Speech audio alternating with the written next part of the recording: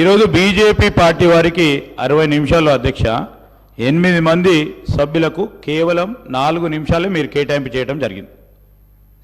చాలా సమయం ఇచ్చాను ఇప్పటికీ.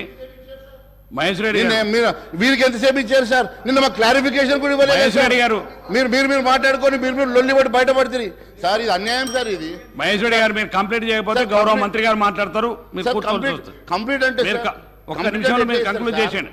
ఒక్క సెకండ్ లో మీరు కంప్లీట్ చేయండి సార్. ఒక్క నిమిషంలో కంప్లీట్ ఎట్లయితే సార్? కంక్లూజన్ చాలా సమయం ఇచ్చిన మీ సమయంతో వృధా చేసుకుంటారు మీరు అక్కడ ఇక్కడ మాట్లాడి. సార్ నేను ఒకటే తెలియజేస్తాను అధ్యక్ష, మరి 9వ తారీఖు గురించి కూడా మిస్గైడ్ చేశారు అధ్యక్ష మంత్రి గారు. 9వ తారీఖు మీ మేనిఫెస్టోలో మీరు పెట్టారా లేదా? 9వ తారీఖు మేనిఫెస్టోలో 2 లక్షల రుణమాఫీ చేస్తామని చెప్పారా లేదా? గెలిచిన వెంటనే చెప్పలేదంటే ఎట్లక్క నువ్వు? 9వ తారీఖు రోజు మీరు చూడండి మీ మేనిఫెస్టో. నా కాడ కాపీ ఉన్నది. 2 లక్షల రుణమాఫీ. అంతేకాదు అధ్యక్ష, అంతేకాదు అధ్యక్ష, మీరు గెలిచిన వెంటనే 500 రూపాయలు బోనస్ ఇస్తామని చెప్పారు కదా అధ్యక్ష. మరి 500 రూపాయల బోనస్ ఎందుకు ఇవ్వలేదు అధ్యక్ష? 500 రూపాయల బోనస్ ఎప్పుడు ఇస్తారు? కొనుగోలు గౌరవ మంత్రి గారు పొన్నం ప్రభాకర్ గారు.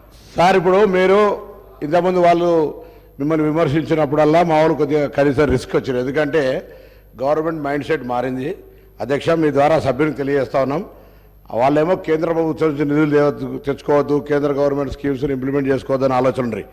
కానీ ప్రస్తుత కాంగ్రెస్ ప్రభుత్వము కేంద్రంలో ఉన్న ఫెడరల్ సిస్టాన్ని దృష్టిలో పెట్టుకొని కేంద్రం నుంచి నిధులు తేవడానికి సానుకూలంగా ఉన్నాం. మీరు వీలైనంత వరకు మీరు కూడా రాష్ట్ర ప్రయోజనాలు దృష్టిలో పెట్టుకొని రాష్ట్ర ప్రజల దృష్టిలో పెట్టుకొని మీరు కూడా కేంద్రం నుంచి నిధులు రావడానికి ప్రయత్నం చేయాలి. కానీ మీరేం చేసారు, మేమేం చేసినా 10 రోజులు కాదు ఓపిక పడతలేరు. ఎందుకు అధ్యక్ష? మీరు 10 సంవత్సరాల కింద 15,000 ఇస్తారే కాదు, గ్యాస్ దంచుతుంటే లేకపోతే అనేక రకాలుగా మొత్తం దేశాన్ని అమ్మేస్తుంటే మాట్లాడకుండా ఉగునా కొద్ది మీరు ఇట్లా ఈ విధంగా చెప్పుకుంటే పోతే కాదు కదా అధ్యక్ష. ఇలా దేశాన్ని మొత్తం మేమిద్దరము మాకిద్దరు అన్నట్టు అమ్మేస్తూ ఉంటుంటే మీరు ఇలా మాట్లాడితే ఎట్లా అధ్యక్ష? మేము అధ్యక్ష ఇలా అడుగుతా ఉన్నాం. ఇలా దేశంకు సంబంధించి మొత్తం వ్యవస్థలో కనీసం పార్లమెంట్ మీద దాడి జరిగితే కూడా చట్టసభలో అంతమంది సస్పెండ్ చేసిన చరిత్ర ఎప్పుడైనా ఉందా అధ్యక్ష? వీళ్ళు మాట్లాడితే ఎట్లా ప్రజాస్వామ్యం గురించి, హామీల గురించి? ఓపిక ఉంటుంది. వాళ్ళకు కూడా చెప్తున్నాం, గౌరవ సభ్యులకు మీకు కూడా చెప్తాం అధ్యక్ష.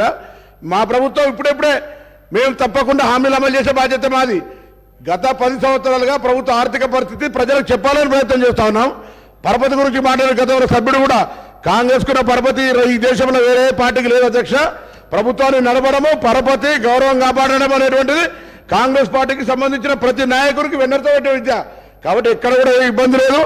ఈ ప్రభుత్వాన్ని సమర్థవంతంగా 5 సంవత్సరాలు పరిపాలించి భవిష్యత్తులో కూడా మాకే మళ్ళీ ప్రజలు పట్టం కట్టే విధంగా పరిపాలన కొనసాగుతారు. మీరు పరిశాన కాకండి, ఆందోళన చెందకండి, ఆరోగ్యం కాపాడుకొని కొద్ది రోజులు ఓపిక కొట్టండి, నిమ్మలంగా ఉండండి. తప్పకుండా 10 రోజులకి టీఆర్ఎస్ పార్టీ ప్రతిపక్ష సభ్యులు కావచ్చు, మీరు కావచ్చు, కొద్ది ఓపిక కొట్టమని కోరుతా ఉన్నా దయచేసి మీ ద్వారా వాళ్ళందరికీ కూడా. మహేశ్వర రెడ్డి గారు మీరు ఇచ్చిన సమయం కంటే చాలా ఎక్కువైంది. మీరు ఒక్క సెకండ్ లో కంప్లీట్ చేయకపోతే గౌరవ మంత్రి గారికి ఇప్పుడు వారు ఏం మాట్లాడుతున్నారు అధ్యక్ష? సంబంధం ఉన్న సబ్జెక్ట్ మంత్రి గారు కాబట్టి ఏం మాట్లాడినా మీరు మైక్ ఇస్తారు. మంత్రి గారు కాబట్టి ఏం మాట్లాడినా నడుస్తుంది. కంప్లీట్ చేయండి. మాట్లాడింది